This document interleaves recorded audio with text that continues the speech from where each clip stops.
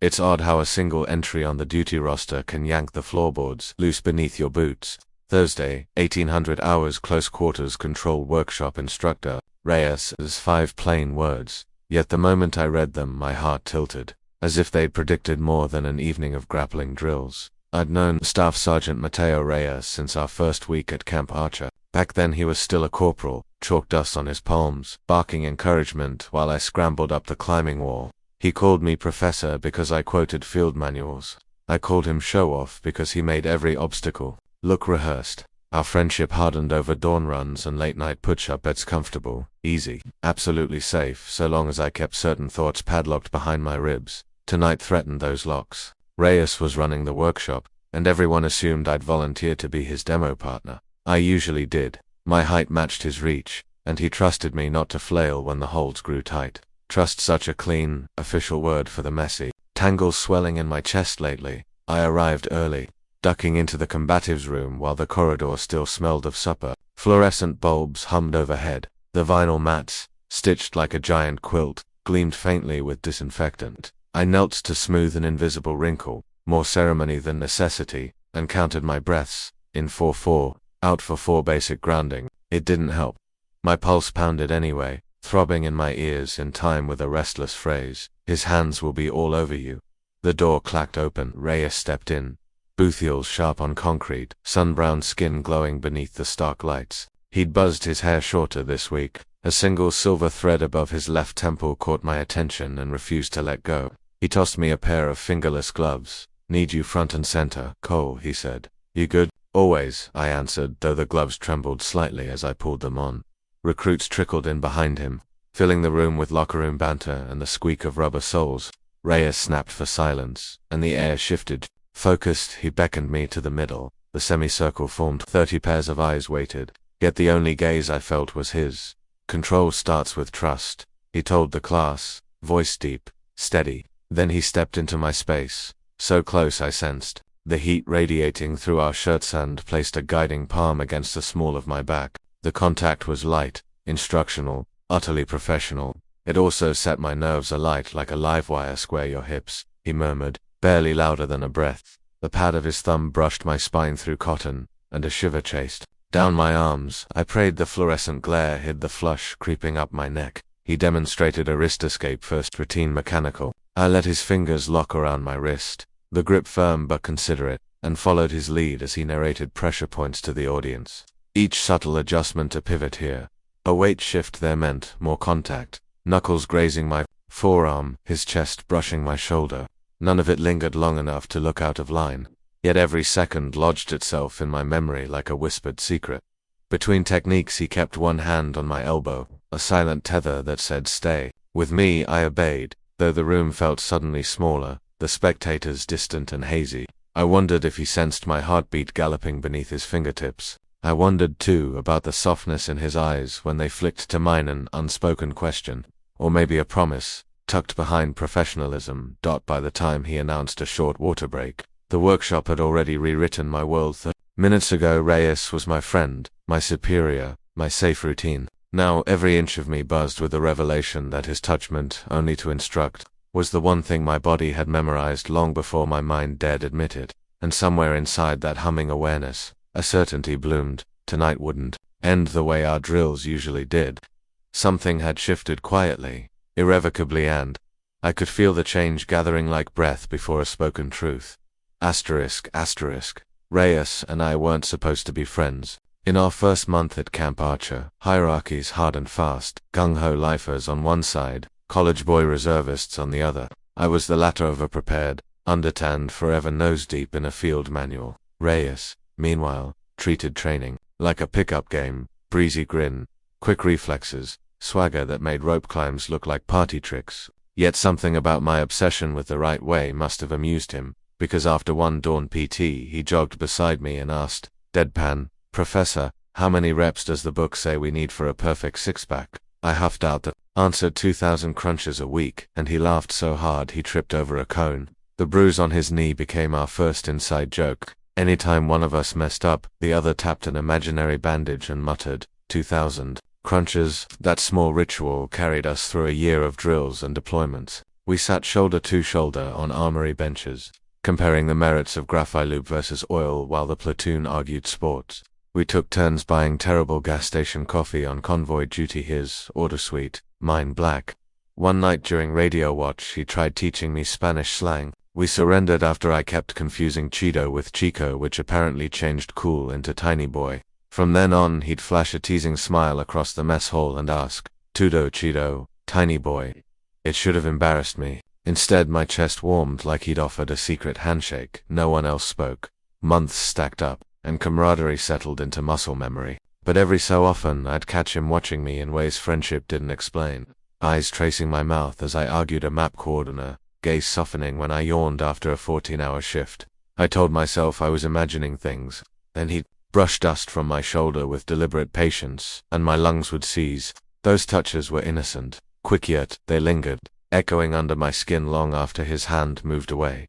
Last week Command posted the roster for Forge 9, a 2-day combatives camp at an abandoned ranger station 15 clicks north. The drill involved night navigation, shelter building, and overwinter survival, even though it was only late autumn, with an odd number of attendees.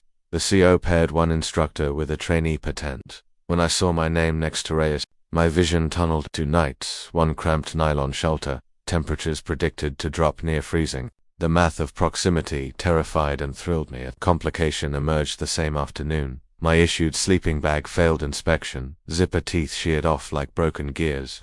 Supply was out of replacements. I was still staring on the defect chart when Reyes sauntered into the cage, propped one elbow on the counter, and asked what crime the professor had committed this time. I held up the mangled zipper. He whistled low. "Cold desert nights, huh?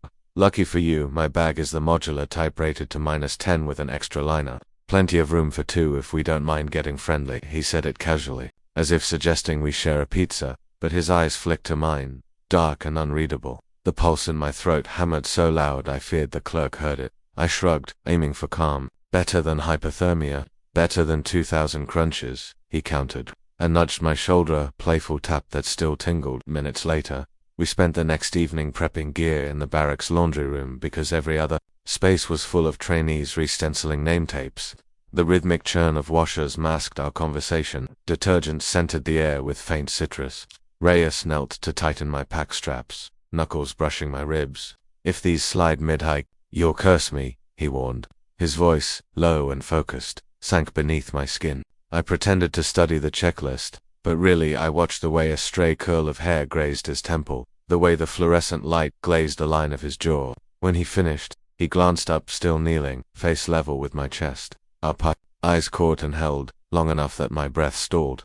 He rose slowly, close enough that fabric whispered against fabric. No overt move, no inappropriate touch, just a fraction to little distance. Electricity hummed between us like a live wire no one dared name. By lights out, banter had turned subdued, weighted with something unspoken. As I climbed into my bunk, Reyes paused below, hands on the ladder, gaze drifting over me with an intensity that made my skin prickle. He cleared his throat. "Try to sleep, Cole. Big day tomorrow." Only my name, no professor. No joke. It felt intimate, almost indulgent. I lay awake listening to footsteps fade, rehearsing rational explanations for every charged moment. He was naturally tactile. Sharing gear was practical. Staring was just cheeky confidence. Yet in the quiet, I admitted a truth I'd denied for months. This connection was special because it balanced on the very edge of something neither of us had dared articulate. All our joking, all the coffee runs and midnight Spanish lessons, were threads weaving a fabric more complicated than friendship. Tomorrow night we'd be zipped into the same mummy bag. The thin nylon hull trapping warmth and every breath, every shift, every accidental graze. Would he hear the stutter in my heartbeat? Would I misinterpret a comfort gesture as invitation? I squeezed my eyes shut, envisioning desert stars above a tent too small for secrets, and wondered if the cold was really the danger or the heat already coursing between us, waiting for one unwary moment to ignite. We pushed off at 06:0014 of us trekking across scrubland that looked endless even on the map. Sage crushed under boots, sweet and dusty. Distant ridgelines shimmered behind a veil of heat. Reyes set the pace steady, unhurried, occasionally glancing back to make sure I wasn't losing ground. "Professor, hydration check," he called once, holding up 2 fingers. I mimicked the sign, showing I'd drained half my canteen. His answering nod was small but warm, as if we shared a private channel no one else could tune into. By mid, the platoon navigator discovered his GPS was cycling a software update 20%, then 30%, then an error screen. Reyes borrowed the compass, frowned at the sun's angle, and muttered, "We're veering west when we need north-northeast." The miscue meant we'd overshot the ranger station by 3 clicks, and the dry wash we followed was about to choke off into jagged basalt. Daylight was sliding orange along the horizon. Temperatures would plummet once the sun bowed out. Station won't be reachable before dark, Reyes told the lieutenant, keeping his tone neutral. Recommend we bivouac at that slot canyon we passed. Good windbreak. The LT agreed and barked orders to make camp. Everyone scattered to clear ground, unroll tarps, strike stoves. Reyes and I hiked 50 meters upslope to find a flat enough patch for our 2-man tent. The canyon walls funneled the evening breeze straight at us, stinging cheeks, tugging loose straps. By the time we finished staking the fly, my fingers were stiff, and breath fogged pale against dusky sky. Reyes crouched inside first, headlamp casting soft rings of light. He unzipped his modular bag, shook out the insulated liner, then looked over a shoulder. Climb in. Body heat's better than any heater pill. The interior was tight nylon walls, puffed inward by wind, barely enough room to sit upright. I stripped off boots and slid beside him, shoulders brushing in the cramped space. We zipped the bag around us, cocooning legs to chest. His thigh pressed against mine through 2 layers of fabric. Even through fatigues, the warmth of him felt immediate, startling. For a minute we only listened to camp noises outside canteens. Clinking, someone cursing a malfunctioning burner, the low murmur of radio chatter. Inside, our shared breaths stirred the air. Every exhale smelled faintly of instant coffee and dust. Reyes switched off the lamp. Darkness wrapped us, intimate, so absolute I could feel rather than see his head tilt toward mine. "You all right?" he whispered. "Yeah, just cramped." He chuckled softly.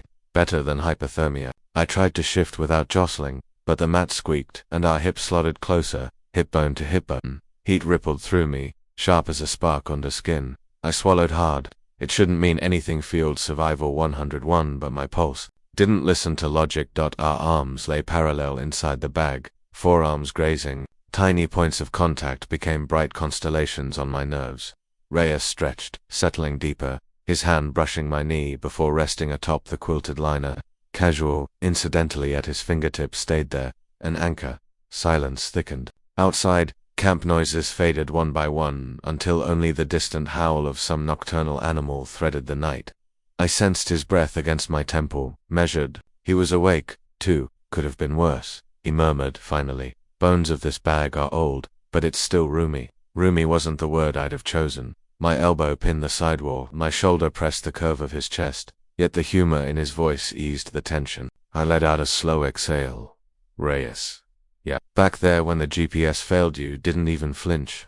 You always this calm when things go sideways." He shifted, as if the question surprised him. "You kidding?" My stomach was doing. Somersaults just can't show it. Leader stuff. In dark honesty felt easier. I let words slip before fear could recall them. "I notice more than you think."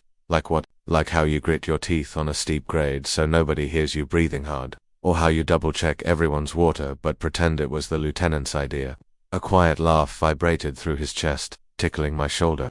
"Guess the professor's got me figured out." I almost said not even close, because beneath the easy swagger I glimpsed tenderness. How he folded a discarded candy wrapper and pocketed it rather than litter. How he left the last packet of electrolyte mix for whoever lagged behind. Those small mercies knotted my feelings into something dense and bright. I felt rather than saw him turning. Fabric rustling, face coming partially into the faint starlight seeping through the rainfly mesh. "Your turn," he said. "What don't I see?" My throat went dry. "My pulse when you walk into a room. The way my day tilts if you smile at me." But I offered a safer secret. I hate shooting experts. Everyone assumes it's effortless, so they pile on expectations. I practice alone at dawn to keep the edge. His hand still on my knee squeezed gently. That's dedication, not pressure. The squeeze lingered, thumb tracing an absent-minded arc across my trouser seam. My skin prickled, breath caught. Did he realize what that touch was doing? The movement seemed unconscious, but the pattern's low soothing felt intimate, almost nurturing. I was sure he'd pull away once he noticed. Instead the strokes widened, his thumb brushing slightly higher with each pass. My heart thumped so loud I feared he'd hear. I angled my face toward him. In near darkness I could barely discern his features, the proud line of his nose, lashes casting faint shadows, lips parted as if considering a question, silence stretched taut as webbing, our shared breathing threading it tighter. A gust rattled. The tent, nylon crackled. Instinctively I flinched, and our foreheads knocked lightly.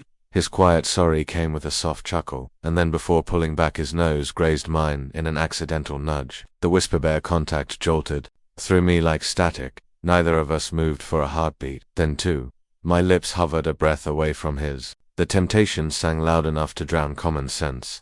Just lean in, some reckless part urged. Feel what it's like. But fear barged in, of misreading, of ruining everything, of waking tomorrow in awkward regret. I eased back a fraction. Pulse racing. Reyes's hand fell away from my knee, fingers retreating as if he'd realized the same danger. He cleared his throat. We should rest. Yeah, I agreed, voice huskier than intended. We lay still, yet sleep stayed distant. Minutes passed, marked only by the tick of cooling metal in my watch and the faint rustle of fabric when one of us shifted. Each tiny movement brought new points of contact, his calf against mine. Shoulder nudging shoulder, and every accidental brush reignited the earlier spark.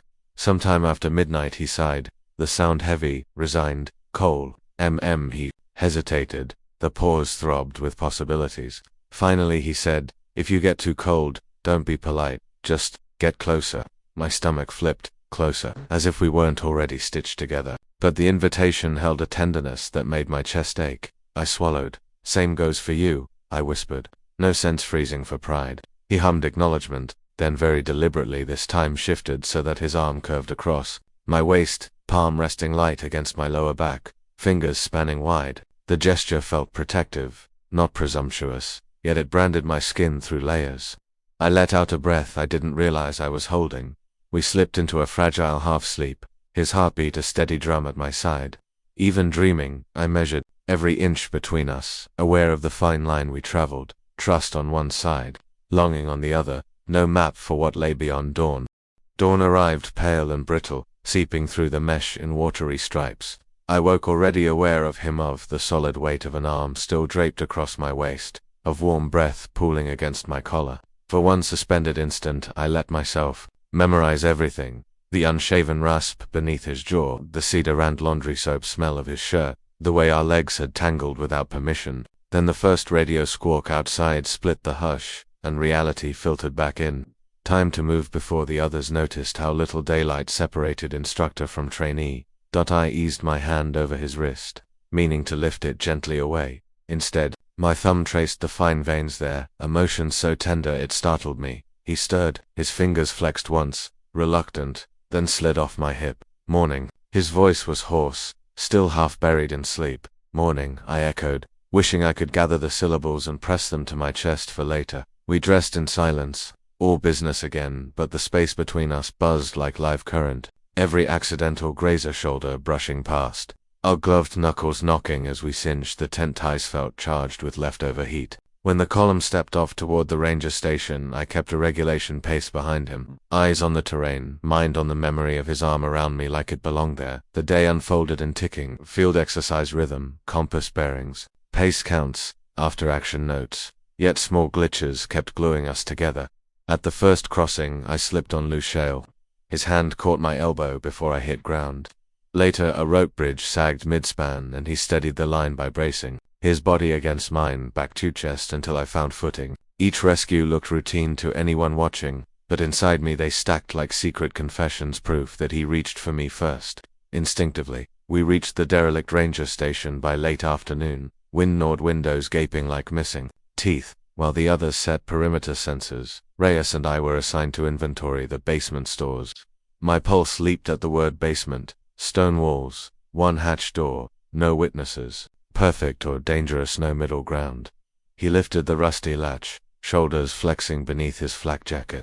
After you, Professor, he said, half smile in place, but his eyes searched mine as though asking a deeper question. I descended, flashlight beam carving through dust motes. He followed, hatch thudding shut above us, sealing the two of us into the faint smell of earth and forgotten kerosene. We started with clipped professionalism, counting cracked lanterns, dented cookware, outdated MREs, But the cramped aisle forced us shoulder to shoulder, and the hush swallowed our voices until even simple numbers sounded deceptively private. 17 canteens, I said, writing on the log. Copy.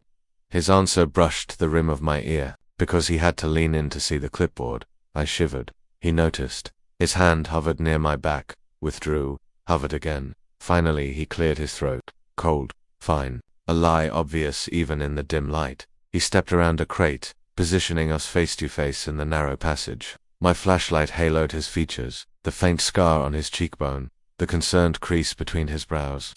I keep thinking about last night, he said quietly. The words snapped something inside me, equal parts relief and panic. I gripped the clipboard so it wouldn't shake. What about it? That you might have been uncomfortable, he exhaled. A rough sound. I never want you to feel I wasn't. I cut in. Too fast. The echo bounced off stone. I steadied my voice. I wasn't uncomfortable, Matteo. He blinked at the use of his first name, rare currency between us. In the silence that followed, dust settled in visible spirals, like time slowing to give me a chance to backtrack. I didn't. Words jammed behind my teeth. Every cautionary doctrine I'd memorized about fraternization, about professional distance lined up like barricades, yet the memory of his arm around me burned them down to ash. I liked it, I whispered. His lips parted. He took one slow breath, then another, as if calibrating courage. I liked it too, he admitted. His gaze dropped to my mouth, flicked away, returned. I've liked a lot of things. For a while, a trembling began in my legs, the sort that precedes both battle and surrender. All this time I thought it was just me. A humorless laugh escaped him. I thought I was the only fool. He rubbed the back of his neck, suddenly unsure. But I'm still your squad lead, Cole. I worry what that means. The sound of my surname on his tongue, soft, fragile, nearly undid me. Command will rotate us soon, I said, even though that wasn't scheduled for weeks. I can put in for reassignment if it helps. He shook his head. It's not about paperwork. It's about you. I don't want to be another regulation you have to navigate. Matteo, I said again, savoring it, letting it anchor me. I navigate because I want to be where you are. The flashlight slid lower as my grip loosened, beam wobbling across. The floor between us lay barely a foot of space, but it felt hemispheric with everything unsaid. He lifted his hand slowly, giving me time to retreat. I didn't. Fingertips skimmed my jaw, tentative, as though mapping territory for the first time.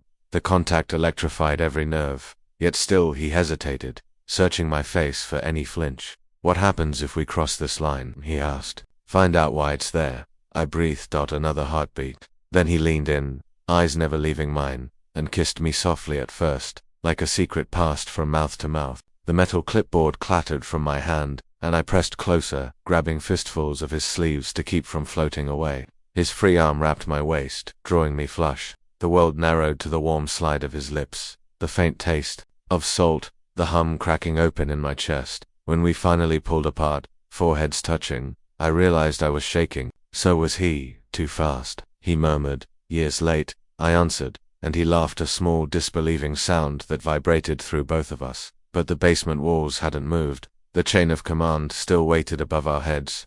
Reality crept back in on quiet feet. I'm scared, I admitted. Not of this, of what follows. Me too. He took my hand, lacing our fingers. It's not nothing, but it's us. I squeezed once, grounding myself in the warm press of his palm. I'd rather navigate with you than be safe somewhere else. His eyes glimmered with it, hope or worry. I couldn't tell. He nodded slowly, as if concluding a private oath. We'll handle it together. He kissed the back of my hand brief, reverent, then stepped away, giving me room to breathe, to believe. Above, a muffled shout drifted down the stairwell. The lieutenant calling for Reyes. Duty clocked back in. He retrieved the clipboard, brushed dust from its edge, and passed it to me with a conspirator's smile. To be continued, Professor. The old nickname sounded different now, threaded with affection. I watched him climb the steps, every movement etched with new significance. The broad set of his shoulders, the purposeful lift of his chin. At the hatch he paused, glanced back, and thinking no one else could see, tapped 2 fingers over his heart before disappearing into daylight. I pressed my own hand to the place he'd kissed and let the pounding there answer him. Copy that. I'd never realized how quickly a single kiss could redraw a map. At the moment Matteo pushed out of the basement and back into sunlight. The ranger station yard looked unchanged, cracked concrete, scrub poking through seams, yet everything felt newly tuned. When I joined him on tool inventory, the ordinary rhythm of work hummed with awareness, his voice finding my name in every instruction, my eyes tracking the set of his shoulders as if they'd just become a landmark. He passed me, a box of signal flares. Our gloved fingers bumped, lingered an extra beat. Tiny gesture, seismic, after what we'd admitted. He arched a brow, mouth tilting. Careful, Professor highly combustible. Could say the same about us, I murmured. He snorted, almost dropping the box. By dusk, the platoon clustered around a makeshift fire pit, warming canned chili on mesquite lids. Conversation buzzed. Route corrections. Which MRE desert ranked worst? Mateo claimed the seat beside me without fanfare, knees brushing. When someone cracked a joke about sharing body heat, he shot me a sidelong glance, his bright cheeks dimpling, and my heart skipped like a faulty comms relay.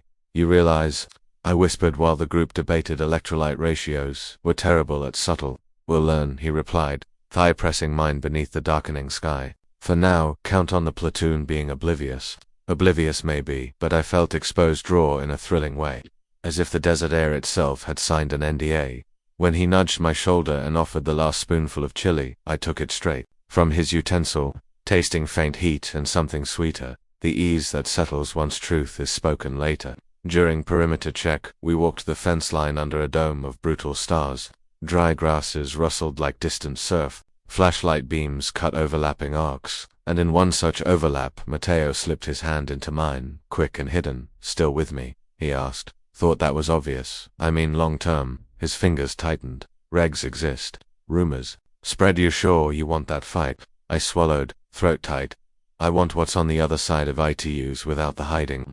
He stopped beside an abandoned water tank, metal echoing faintly in the wind. I talked to Ops this afternoon, he said. Rotation lists updating next month. Plenty of ways to land on separate chains of command. No fraternization issue if we're not direct superior subordinate. You'd move for me. Emotion clogged the question. I'd move toward you, he corrected, brushing knuckles along my cheek.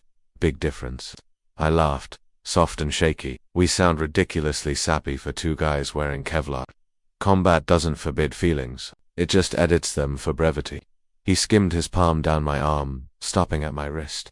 Promise me something, name it. Whatever pace we pick, fast, slow, snail, we choose it together. No solo missions deal. I twined our fingers, pulse evening out. A voice crackled over the radio sector clear. We stepped apart, professional on cue, but the distance held new permission. We would close it again, openly, intentionally. Back at camp, lights out scattered everyone to tents. The wind had calmed, making the nylon walls barely rustle. Inside our shared sleeping bag, the atmosphere felt different from the night before, same narrow space. But now the silence thrummed with possibility rather than unspoken tension. We settled shoulder to shoulder. Mateo exhaled, long and content. Strangest part, he said. Nothing feels forced. Like we'd been rehearsing the lines for months and only tonight opened curtain. Dress rehearsal in a basement, I joked. He chuckled, turning to face me. Our noses nearly touched. Tell me something else I've missed, he said. I traced a small circle on the inside of his wrist. You hum when you clean your rifle. Ofkey classic rock. Busted. He brushed a curl from my forehead. You mouth the names of constellations when you can't sleep. Heat crawled up my neck. Habit. Turn it into a lesson. He twisted, unzipped the flyer sliver so the sky peeked through. Teach me. I pointed with a knuckle through the mesh. That bright one near the ridge. Vega, and there that short line is Lyra's harp. He watched the sky, then me, as if anchoring each star to my words. Got it, he whispered. After a pause, softer. I want 100 more lessons. You'll be sick of them. Not possible. He leaned in, lips brushing mine slow, exploratory, tasting of toothpaste and campfire smoke. This time, no clipboard clattered, no walls loomed, only warmth spreading, sure and steady, as our mouths found a rhythm both new and achingly familiar. When we parted, foreheads resting together, I heard myself laugh quiet, amazed. Happiness felt light, effervescent, yet tempered by realism. Tomorrow we draw new duty rosters, I said. Eyes will be on us. Then let's give them nothing scandalous to see, he replied. Professional by day, stargazers by night. I imitated his earlier salutes, 2 fingers tapping over my heart. Copy that, Staff Sergeant. He caught my hand, pressed a kiss to the pulse inside my wrist. Call me Mateo. Off the clock. Deal, Mateo. We arranged ourselves in the bag, his arm curling under my neck, my palm spread over his chest. The steady drum of his heartbeat lulled me, but before sleep claimed us, he spoke again, voice barely audible. Cole, next month. When rotations open, I'll put in for the same post as you, no matter where it is. Eyes stinging, I nodded against his shoulder. Together, he promised. We drifted off beneath Lyra's silent strings. 2 points finally plotted on the same celestial chart, moving through darkness side by side, charting our own course toward dawn.